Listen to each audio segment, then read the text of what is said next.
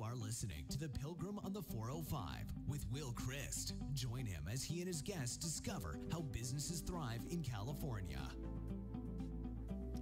Well, welcome to the Pllgrim on the 405. We are really blessed today to be interviewing and spending some time with a fellow who has just done so much for other people. It's really astounding and it's inspiring, and I want to get Steve Bender to talk a little bit about how he organizes his resources, his time, his day. Now, Steve has been unprecedented. For 2 years was the president of the Newport Beach Sunrise Rotary Club, and in the process of that has created a number of very significant projects. In fact, significant enough to catapult him into the exalted position of vice president for the district of Rotary for international projects. So welcome, Steve. Welcome to Pllgrim on the 405. Okay, I want to correct you. I'm not the vice president. I'm the chair of the international of the 45 clubs. Well, that's only for today. I mean, who knows? Tomorrow they'll have to rename it as vice president. Super. Well, welcome, Steve. Tell us a little bit, Steve, about where your passions are. Well, you know, I grew up on a farm in Kansas, and I think I've told you this before. We were raising organic beef before they called it organic. We just knew not to put the bad stuff in the cows. But I was fortunate enough to my father was a Boy Scout leader, and my mom was a Girl Scout leader. So they taught me all about community service at a very young age, and given me that passion for philanthropy, as well as teaching youth to get involved young and reinforcing them when they're young. And that's worked really well through a lot of the projects we've done with Rotary, the Dock in the Box specifically. Well, now, tell me how you got from Kansas. Now, I know you didn't just click your shoes together and exit Kansas. How did you get to Southern California? Well, via Aspen, I left Kansas and did a little ski patrol thing, that drives your parents crazy for the first year, and then ended up going down, living in the Virgin Islands for about almost 15 years. So I got into the wine distribution and marketing down there and really enjoyed it. But as my mother started getting ailing, I was only allowed to leave, twice a year for vacations, and Mom being in Kansas. And when she got sick, I moved back to Kansas for about 6 months to take care of her. So I had to give up that job and move to the United States. Then you're still in Kansas, so... Then I started one of the first microbreweries. This is back before anybody else was doing it. We were organic microbrewery, right? No, it was a regular. It was just a straight microbrewery. But that was in the 90s, and I was fortunate enough to win the California Beer Festival Best American All Malt Lager. Oh. Said I've only entered one beer contest and got a gold medal. So I said I'm done. So now, where did you live to do the? That was still Kansas, and then actually that's what brought me to California. All my customers, I was coming out here a lot, and I just moved from the Virgin Islands, and I go, I can live anywhere I want. I don't really have, I don't have a wife, children, or anything that'll keep me anywhere. And I love Newport Beach. And I settled here. There was some really good, my best clients were in Orange County because that was right at the beginning. You got to remember, when was this? This was back in 1993, 94. And, you didn't have 57 breweries in the county. You had none. And so we were a little ahead of our time there. So when you won the gold prize for being the best, were you also the only? Yeah, actually I was. Well, no, at that time there were probably 50 breweries from around the country. Good. San Diego picked up on it before Orange County did, and Northern California has been heavy in the microbrews. All right, so here you are doing a microbrewery. And 93. So what's between 93 and 2017? Well, you know what? I was really liking doing the beers, and I was releasing some different beers. And then I also started making wine, and I was trademarking things. I trademarked Millennium Merlot in 1995, knowing that it would be a popular brand in 2000. But at that time, there was just such a wait, because you'd wait maybe 2 or 3 months to get a label approval from the alcohol. Back then, it was alcohol, tobacco, and firearms. It was pre 9/11 where they changed to Homeland Security. So I found a lot of downtime where I had nothing to do. And I noticed, the market was really hopping with real estate. So I started my own a mortgage company. So called Sea to Sky Mortgage, and then started a real estate company called Newport Homes, and was really, that was a great time to be in that industry up until about 2007, and it was, a very good time. All right. So where did this philanthropy start? I think it started at a very young age because we always joked we were the children of friends. My mom was Friends of the Arts, Friends of the Philharmonic, Friends of the Historic House, Friends of, and it was always, because we had farms, we always had trucks. And so I was always, Steve will come pick that up, or Steve will do that. And I think the positive reinforcement of, every time you do a good deed, and an elderly, or an adult gives you praise and accolades, it reinforces that behavior, so you want to keep doing it more and more and more. And that's why I like to really get high school kids at high school involved with philanthropy, because once they get the positive reinforcements, they're more likely to stay with it. Because a lot of times, once you become married and have your own kids, if you're not already involved in something or have passion, you're dropping the kids off at soccer practice, going to church, doing things like that, and philanthropy kind of gets a second seat there. So talk to me a little bit about some of the projects between 1993, right, and today. Some of the major projects that you've been involved with. Well, I think one of the things that our club wins the most on, and actually what I was doing before I joined Rotary, was the Dock in the Box. I think, at president of the Leukemia and Lymphoma Society in 2004, 2005, and we were trying to raise money for things, and I had some wine, and so I started a little thing called the Bacchus Society, and now it's an international Bacchus Society. But it was basically, we got together once a month and we raised money for charity, and we'd get wine donated, and everybody would pay $5. Back then you'd pay $5 or $10, and you'd come and drink wine, and the charity would take the money. Well, one charity approached me. It was called the Africa Project, and they had asked me if to do a fundraiser for their program. And I always very proud if I do due diligence on anybody I try to help. I want to make sure that they're doing the right thing and they're efficient at how they manage the money. And I'd done some research on an area called Kandla, South Africa. It has the highest concentration of AIDS of anywhere in the world. And so I started reading more and more into it, and then found out there's a thing called the virgin cure, where a person with AIDS rapes a virgin, and they think that it cures the disease that they have. And this goes back pre-AIDS. This goes back thousands of years and it's just a horrendous thing. And at the time I had nieces that were, 10 and 11, and it just horrified me. And I said, I'm not going to send you guys a check, but I will send you a solution. I said, what would it take to get a counselor in this area to educate people that this doesn't cure AIDS, but there are certain other precautions that you can to do it? And the nonprofit said, you don't understand. This is in the middle of nowhere. These people have huts, and there's no place for anybody to work or live. So I said, well, what if I could change that? And they said, well, that'd be great. So at the time, I was volunteering once a week over at Catella High School, teaching high school kids green building skills, and had been doing research on the because of the trade deficit with China. There was a lot of used shipping containers. So I approached the teacher and I said, what if I could get the funding, could we get your high school kids to help design an AIDS clinic for Kandla, South Africa? And he said that would be a great idea. And so that's how Dock in the Box was kind of founded.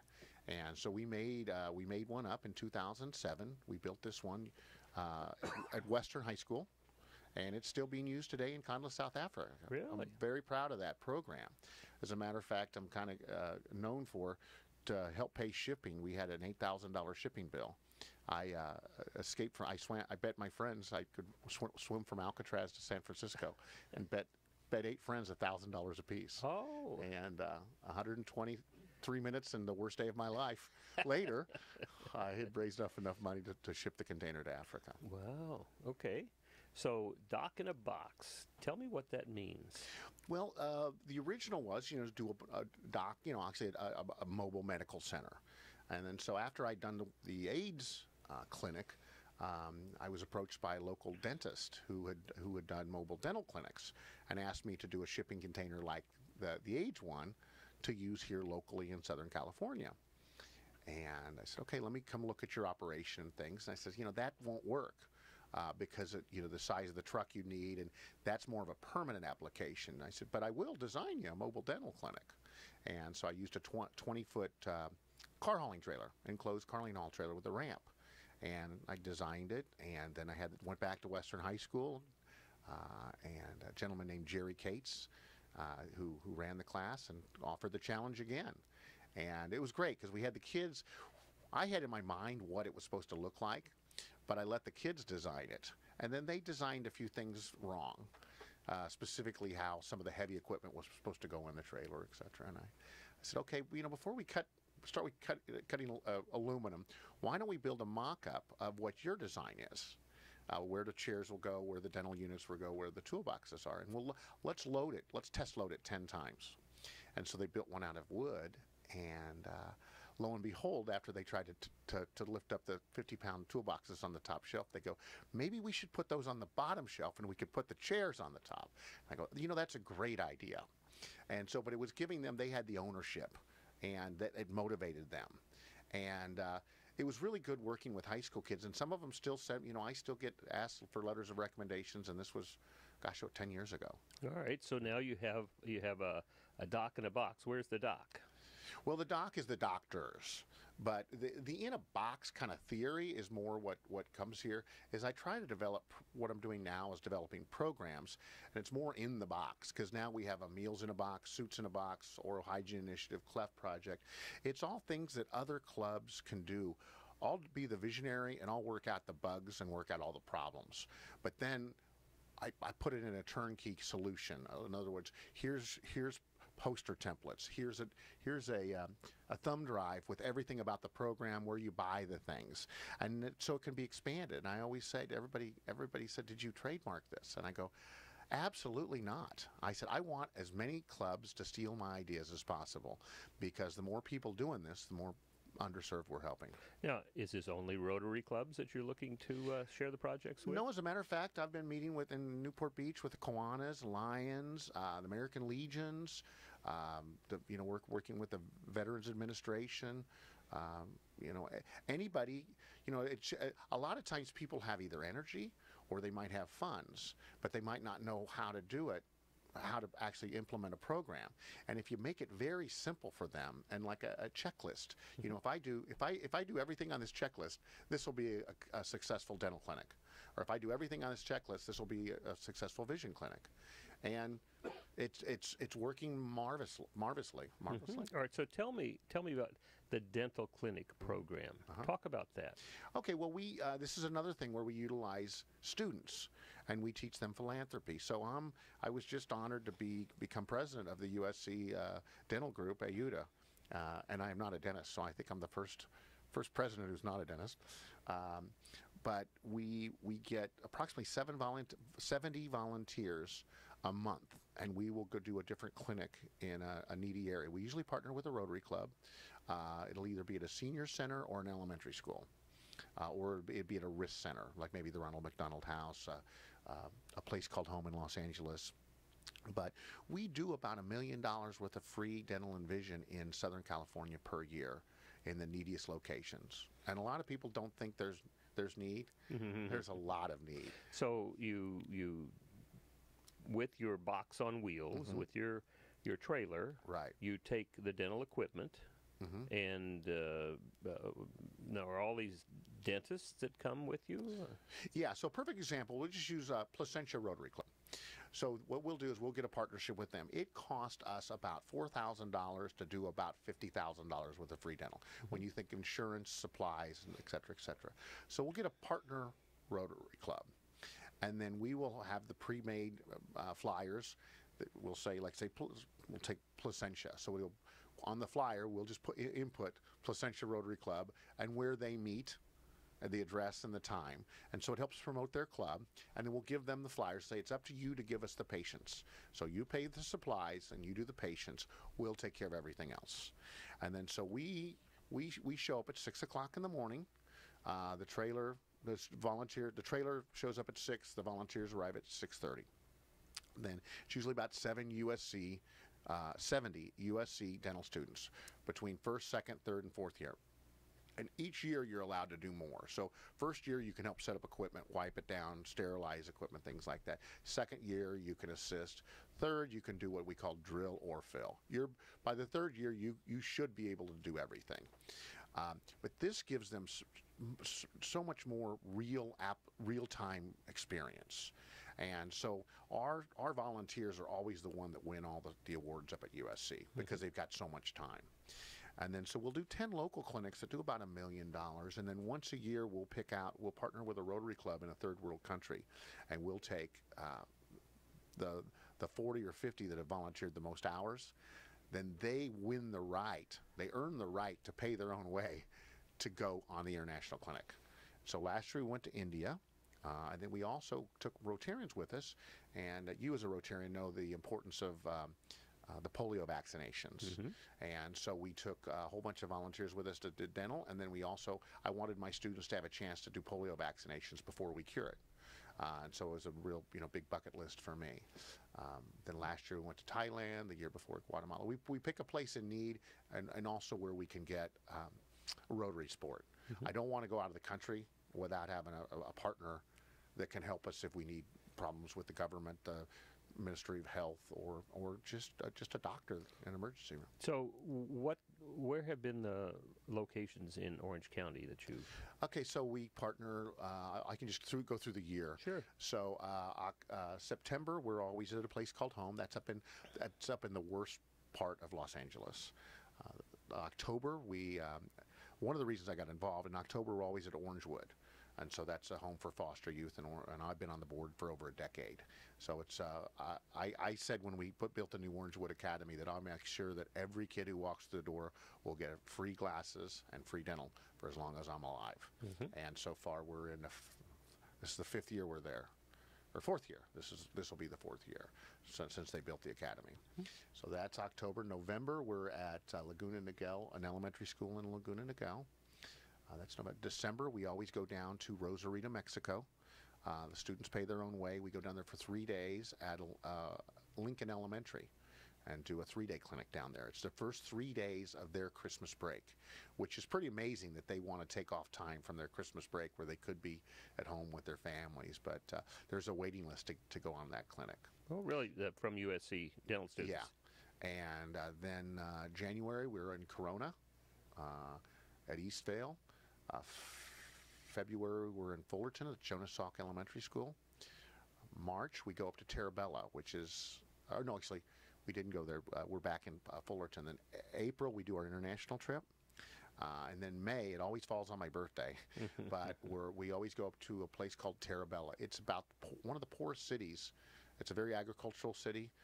It's the poorest city in California. So we've been going up there for about 8 years now since we started the program. And what's great is because we've been there so long, they now have to bus students in from other schools. So primarily, are you serving students, adults? We don't turn anybody away. And I've actually been, I was up there at one point and a volunteer said, "Are you sure all these kids are legal?" And I said, "Well, why don't you pick out the child you don't want me to take out of pain, and we'll pull them out of the line." And the person apologized to me after that. So these are people who have not had access to dental care. Right. And sometimes people say, "Well, there's money in the system for that. You don't need to offer those services." Well, there's money in the services maybe Monday through Friday if the parent can take off a day's work. And a lot of the people we serve, if they have a choice of getting their child out of pain or paying their rent for that month to keep the roof over the other kids' heads, they're going to keep the roof over the other kids' heads. Right. And that's usually the people we serve that are just one paycheck away from being homeless. Wow.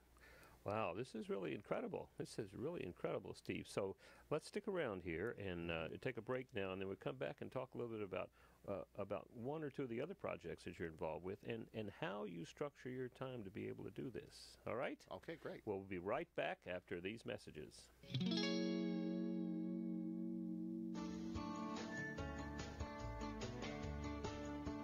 Hi, It's time for another tip from Sandler Training. Traditional sales training teaches techniques on how to eliminate stalls and objections. Some are fancy sales moves, while others are programmed responses. Sales is a conversation, and I don't know how you can memorize every possible response for every sales situation. Also, the prospect has usually heard these responses before and has been turned off by some fancy sales move. When you really think about it, the only person qualified to address the stall or objection is the prospect. Ask the right questions, and you will eliminate stalls and objections. And that's another tip from Sandler Training, finding power through reinforcement. All right, back to Will and his guest. Welcome back to the Pllgrim on the 405. We're talking with Steve Bender, one of Orange County's very powerful and very effective philanthropists. And not just because we're writing checks, but because we're actually creating projects and encouraging other people to follow along and serve the needs of some of the neediest in Orange County and throughout the world. So, Steve, we talked a little bit about Doc in the Box and the dental clinics. Talk about Meals in the Box and how you are involved with feeding some of the hungry veterans out here. Yeah, it's amazing that I learned a few years ago that there's 3,500 homeless veterans in Orange County. And I just think homeless and veterans should not be used in the same sentence or paragraph. So I was trying to find it, once again, instead of sending a check, finding a solution. So I trying to challenge, I started Meals in a Box, where we get different organizations to challenge each other or whatever and raise money, not just during the holidays. I say veterans are hungry, they eat food year-round, but we always seem to take care of the needy in the holidays, and that's what gives us, our great sense of satisfaction. But they are hungry 12 months out of the year. So I try to do different programs that spread that out so we don't overload their food banks, but we just give them something every month and that we help. Okay, so how are you distributing this food? So we have a couple great volunteers in our club. Tom, we call them Tom and Jerry, but they basically, I recruited them into our club just to run this program, and they're both ex-military. They were they're on the board of directors for the Marine 1-1, and I told them my idea, and I said, I can set this up. I can challenge other Rotary clubs to do it, but I need somebody to to pick up the food, take the food, and make it all work. And they've been great at that. A lot of times that's what I do. I can come up with the vision and the program, but if you don't have anybody to implement it and follow up on it and manage it, it fails. Well, now, let's talk a little bit about Rotary Club, because I get the feeling that a lot of people think that Rotary is really a bunch of old men and women sitting around drinking coffee, maybe having lunch or breakfast, and never doing anything. Right. But that's not the Rotary Club that I hear you talking about. No. I mean, our motto is service above self, and we do a lot of projects, and we basically have it we call them our Rotary's areas of focus, and that's peace and conflict prevention, disease prevention and treatment, water and sanitation, maternal and child health, basic education and literacy, and economic and community development. So most clubs do maybe one or two of these. Our club has a project in all of the areas of focus, but it isn't the old boys club like you used to think about. And there's a lot of different aspects of Rotary. The Interact is a high school-based Rotary, which is free for people up to 18. And then there's a Rotaract, which I founded the Rotaract at Newport Beach Sunrise, which is a community Rotaract club of members, about 70 members from 18 to 30. And it's no cost to them, but again, they have to do service projects. And pretty much all of my dental students are in Rotaract because that helps them we give them some nice scrubs to wear that are really cool that says that they're the top of the class and things like that. But a lot of we just won an award at the district conference from our innovation for our new award, new type of Rotary that we implemented in our club called the Associate Program. And where I was finding a lot of the older guys, like you say, they have the treasure, but they might not be able to stand up for 12 hours and do a dental clinic, or or the talent to do an extraction. So I think everybody has either time, treasure, or talent, and you just got to find out, what would you like to offer. So this new associate membership, I don't recruit them until they're already doing a project for us, and we ask them to do 12 hours of community service a quarter, which isn't a lot. And that is their meetings, where they don't go to a structured morning breakfast, lunch, or dinner meeting like we do. They do their hours actually in the field, and that's a lot better to people, young professionals in their 40s to say 60s, because they say, oh, I'd like to go to Mexico and help build a house, or I'd like to, apply fluoride to a teeth in an orphanage, but I don't have, I have to take my kids to school, so I can't come to breakfast at 7:30 every morning at the Five Crowns, or every Tuesday. Yeah. Well, all right. So now, it sounds to me like, at least my experience with Rotary is we have a lot of local projects, and we also have some major international projects, right? Yes. Rotary was one of the first groups to dedicate themselves to eradicating polio, right? The only group. And actually, in 1985, they decided that was going to be a goal of the 1.2 million members worldwide to eradicate the disease. And in 1985, there were 1,000 cases of polio per day. Now I think we've had 5 this year. And it is estimated that we will eradicate it in the next several years. There's just a few cases in Pakistan and a few cases in Afghanistan. I think one just popped up again in Africa. But it isn't, we are going to get this done.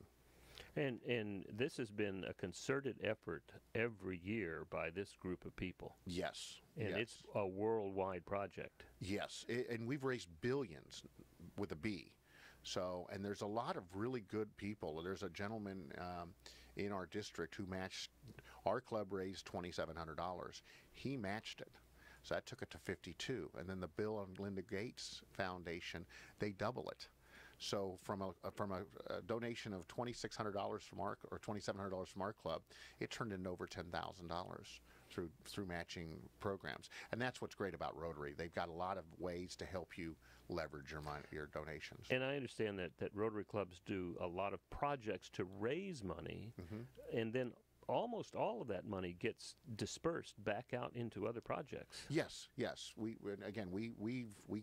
have ongoing probably 12 or 15 projects going on, some that you're heavily involved in, and there's something for everybody.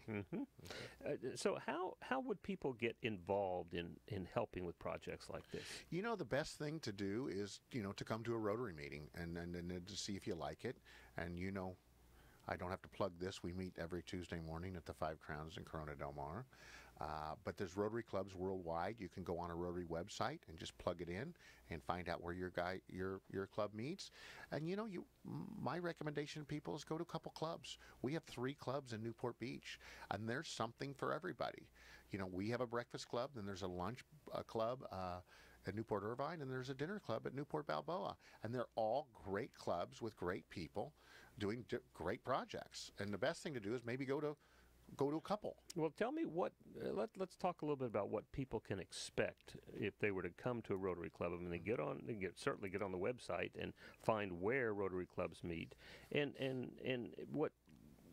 when we talk about Rotary, we're really talking about fellowship. We're talking about projects and service, and we're talking about making significant changes. So what do we expect, and what can people expect when they show up at a Rotary Club? Well, we usually have kind of a set. The morning club or the normal clubs have a kind of a set structure, where it is like it's been going on the same way. We do the Pledge of Allegiance. We have a song, an inspirational moment, and then we always usually have a good speaker. And I think that's what really helps the club could make the difference between a good club and a bad club. If you have really engaged speakers, then members want to come. If you leave that meeting going, wow, I've learned something, I'm better today because of this speaker. And that's what we try to stress. And now these speakers are people who will inspire people to do projects. and to serve. It could be everything. You know, this morning we had a judge from the drug court, and he was amazing. But we've had like people from the medical industry talking about Alzheimer's. I went to another club. It was talking about why you shouldn't multitask, why it's bad for your brain. And so I'll go to other clubs a lot and to other speakers, and it's a very good camaraderie. If you're a Rotarian in one club, you're allowed to go anywhere in the world. And I've made everywhere I go in the world, I always email the president of a Rotary Club. I just came back from Antibes, France, and I had the president pick me up from the airport and entertain me for 4 days. Wow. Wow. But you have friends wherever you go. I always joke, if you always get on an airplane or when you travel, wear your Rotary pin. Well, now tell me a little bit about you talked about being innovative in terms of membership. So talk about what the club has been doing. Well, we've given away about $40,000 in little grants, ranging from $1,000 to $4,000 on projects. And when I became president 2 years ago, I said, we really need to have more strategic partnerships, and we need to have liaisons in the places that we do. Let's just not send a check, but let's work on a partnership where we can actually improve this program, not necessarily throwing money at it, but by working together with the wisdom of the people in our club and our strategic partners, say the Sea Base or Working Wardrobes or something like that. We have a base in our club of lawyers, business professionals, things like that it's a wealth of knowledge. You can come, I joked last year, I said, you can come have breakfast for $20 with a guy who charged you $400 an hour to talk to, and he'll give you advice for free. And a lot of people don't understand that, but I do, and I appreciate the members in our club. And most clubs are that way. They're diversified. They don't want to have all bankers, all real estate people, all lawyers. So for the most part, there's no more than 3 people of any one classification in a Rotary Club, because we try to stay diversified. Okay, so tell me, you've just completed your 2 years of being the president of the Newport Beach Sunrise Rotary Club. So tell the audience a little bit about what you're going to be doing in the next couple of weeks. Well, this will be my first vacation I've taken in about 10 years without 40 students. So I actually leave on the 4th of July. I'm going to go to Spain. And I'm going to run with the Bulls on the 10th. Run with the Bulls. Yes. Tell me about what that means. Well, it's something I think it started about 1859, and it was a way to move 6 bulls from one area to the arena. And so it started as that. And so it's a half-a-mile run. A bull can run about 30 miles an hour. I can run about 12. So I think I'll get a little head start. But it's just one of my bucket list things. I try to knock things off my bucket list every year. So you're going to run how far? It's a half mile from. Oh, a half a mile. A half a mile. So. And you have to stay out ahead of the bulls. You stay ahead of the bulls, and with the power of the internet, I've actually been taking an online course on how to run with the bulls. How to run with the bulls. It's a 10-week course. A 10-week course. They said, $50. It's worth every penny.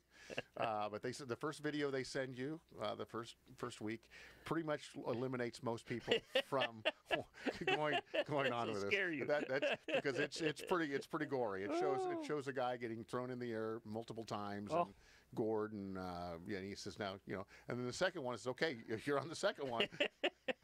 You can handle it. You can handle this. Okay, so and then it starts talking about strategy and where most accidents happen, how to run to the corners, how there's certain areas that might be a venturi where it clogs up and you do not want to be in the center of that when the bulls are running, because that is you will get gored if you're there. Never to go against a wall. Always, if you're going to slow down, get by a fence so you can run over it, because you do not want to be in between a bull and a wall. And so tell me, the reason for putting yourself into this jeopardy is? If you're not living, you're not living. All right, so we finish up safely with the bulls, and then what's next? Then I fly over to Portugal and swim with the sharks. Swim with the sharks. So, not that in Orange County we've never swum with sharks. Yeah, right? I was going to say, I'm pretty well. even the land sharks. You know, that's what I was talking about. I've never seen one in the water. So talk about what this experience of swimming with the sharks is going to be. So it's pretty great. I'm a master diver, so I've attained the highest level. You know, I've done the rescue. Was this another $50 instruction to? No, but that's long and drawn out. I've been diving for many years. I actually did the first underwater Bertels and James commercial off of St. Croix back in the 80s. No, I've loved diving. It's a big passion to me, and I've actually started an organization called Diving Doctors, and that's part of our group. We're going to Patong, Phuket, which is Patong Hospital next year, and so what we'll do is the volunteers will work for 4 days and then dive for 4 days, and so there's a lot of doctors that dive, and so I found out if you offer them a little carrot at the end of the trip, they're more likely to volunteer to go work, 4 days, 16-hour days in 110 degree. Good. Very good temperature. All right, so when you come back now, you will be the was it director of the International? Yeah, well, we call Rotary? It's called the chair. The chair. The chair of the international projects for 45 clubs. So what I'll do is I'll coordinate everybody's international projects, and I've got some ideas to make it a little different, with technology and Google Docs and things where we can coordinate our efforts. There's a lot of us that are doing the same thing, but we might not be doing it the most efficient way possible. Maybe 50% of the clubs might be doing water projects. Well, technology changes, as you well know, every year. Is every club up to date on water projects? And so I've recruited a water guru. That's all he does. So these international projects, when you talk about water, this could be a project where a Rotary club in a foreign country wants to establish clean water or create access to water. Right. More children die per year to waterborne illnesses than anything else. And we can talk about AIDS or whatever, but I think it's 3.3 million children die per year for waterborne illnesses. So one of the best things, and Rotary realizes this, and that's why it's one of their areas of focus, is and I won't do a dental clinic in a city that hasn't taken care of their water first. If you're not giving your children good water, there's no reason. We're not going to Flint, Michigan. Yeah, we're not. Well, I'm not going to say that. We're just, that should be your number one priority. And so Rotary works. It's called WASHRAG, Water Action Rotary Action Group. But it specializes in digging wells and helping. Some places have good access to water, so there we would just do purification. Our club sponsored a project in Peru last year, Guatemala this year. But if you have clear water, then you can grow plants and you can do everything. But the water is the key to everything. So that's probably after polio. That'll be their next big push. All right. So talk to me about what are the things that people. What can they, how can people get involved with the projects you're talking about? I mean, if they said, yeah, okay, maybe I'll go and put up with Rotary. What does that mean in terms of how they're going to affect change in the world? Well, I think, just what you make out of it. If you want to succeed, or if you want to do a project, you don't just join Rotary and you're doing projects. You have to want to do it, and all the clubs have a good projects, but you just have to reach out and find your passion. And my favorite Saturday of the week is when I wake up at 4 o'clock and go do free dental. So talk to me a little bit about how you, as a business person, how do you structure your resources, your time? How do you and your money? How do you do that? It's not easy, and fortunately I grew up on a farm in Kansas, so I don't have the Newport Beach mentality where you're trying to keep up with the Joneses. I've never had the flashy car, or the jewelries, or anything like that, and I like the humble lifestyle, and so that helps. But yeah, you still have to make a living, and you have to find balance in your time, and that's just asset allocation of time management. I sometimes take on more projects than I need. I'm actually on 12 nonprofit boards right now, and I said I'm trying to drop that by 50% next year. But I'm not doing the best job. So this is really has to do with beginning with what I want. We don't.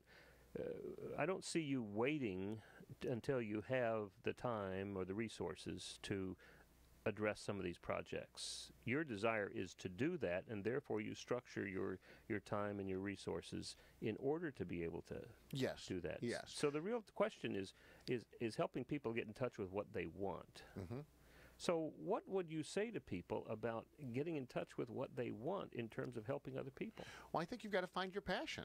And is it helping children? Is it helping seniors? Is it a medical? Is it environmental? Is it water? Is it, there's a gazillion things. And the best thing to do is look at the 6 areas of focus. Mm-hmm. There's, peace and conflict resolution, stopping bullying at a high school, literacy. Do you want to read, it's unlimited of what you can do. You've just got to find something you enjoy to do, because if you enjoy it, it's not work. And I mean, I'd rather be doing something than watching TV, or I always say, philanthropy is my golf. I'd rather volunteer on a Saturday than play golf on a Saturday. Do you find that gives you satisfaction? More so than anything else I do. I get very bored very quickly if I'm not volunteering. And make no mistake, there's a couple Sundays where I wake up and I go, I have absolutely nothing to do today, and it's not bad. So now we saw the special award that was given to you at the district level. So tell us a little bit about that award. Well, they made up one different special for me this year, and it was the Energy Bunny Award, because and I forget what was on the plaque, but it was for my innovation and energy and things like that. So you are the Energizer Bunny. Yeah, I'm trying to have that not stick. Yeah, the Facebook comments, and I think he's ever ready to do stuff. And yeah, it's that's not what I want to be known for, but Well, super. That's wonderful. So, are there any significant projects that you are looking forward to in the next year? Yeah, one of the things, I'm working on a project now called the Oral Hygiene Initiative, and it's something I really want to spend some time on. About 5 years ago, I was doing a dental clinic in Mexico, and I noticed that to raise money for books, they sell sodas and candy on campus, and kids aren't brushing their teeth, and we're doing extractions on kids in 5th grade, which is that should never happen. And these are their permanent teeth. Once you pull them, they're gone. And so I started working together on a program called the Oral Hygiene Initiative on how to educate, not extract. And so that's what I'm going to be focusing heavily on. There's 63 elementary schools in Rosarita, and I'm working with the 2 Rotary clubs down there. And an amazing, my executive director, her name is Jennifer Stone. She graduated from USC Dental, and now as a hygienist, and now she is going to dental school in Arizona. But she's put together kind of a dream team of dental hygiene and professionals on how to do programs, on educational programs, and the goal is to say, okay, maybe from kindergarten, 1st, 2nd grade, to give them free toothbrushes and toothpaste and a fluoride varnish every 6 months for 3 years. This isn't this isn't a small task, and it takes the whole city, and I'm working with everybody down there to get it done. But we could literally, in several years, lower tooth decay and cavities in an entire city by 50%. So that's a big goal of mine that I'm going to be working a lot more on now that I've got about 20 extra free hours on my hands a week. Well, if somebody wanted to help you with that, what would you suggest they do? Contact me. And how would they do that? Email steve@stevebender.net. Pretty simple. And another project that we're involved with that our Rotary Club's heavily into, I think I was asked to be the chair of the Special Olympics Host Town Committee several years ago. And I discovered that they dropped sailing from Special Olympics due to budget cuts. And once again, I look around Newport Beach at the multi-million-dollar boats and said, I think that's kind of embarrassing. So between our club and some other grants and some donors, we've purchased 2 specially designed sailboats that actually can take a quadriplegic out sailing. And one of our members in our club is actually a quadriplegic, and she was in a race in San Francisco a couple of weeks ago, and she came in 2nd place racing against an able-bodied person. Now, this is a person who is a quadriplegic, but to see the look on her face when she's sailing, She was an ex-Disneyland dancer, and she goes, it's like dancing on water. And the feeling you get when you see her, it's a feeling you could never explain unless you've seen it. Helping someone like that, we take a lot of things we have our health specifically for granted, but when you work with people who don't have the same luck or the advantages we have, you want to help them. Good. So again, if somebody said, "Gee, this sounds like somebody I want to get in touch with," or "This is a project I want to participate in," what would they do? You just contact me, email me, steve@stevebender.net. I'm pretty accessible. You know me, I answer my emails twice a day. And over the next week, we should probably use Spanish, right? Good. Well, this is wonderful, Steve. I'm so glad that you took a little break from all the projects that you have in between saying goodbye to your presidency at Newport Beach Sunrise Rotary Club and getting ready to take off to run with the bulls and swim with the sharks. So we look forward to lots of big projects and lots of fun together in the next couple of years. Thanks so much for having me. I'd love to come back maybe next year and tell you how the projects are doing. Absolutely. So thank you very much. This is the Pllgrim on the 405, wishing you all to have a great time and help those businesses in California thrive. You've been listening to the Pllgrim on the 405 with Will Christ. To hear more of the programs in this podcast, go to www.willchrist.com. Imagine what it would feel like to lose everything. Your job, your home, your family, your dignity. This has happened to thousands of the men, women, veterans, and young adults we serve at Working Wardrobes. What do we do to help? We provide career development services, life skills workshops, job skills training. We provide the perfect interview outfit, and we get clients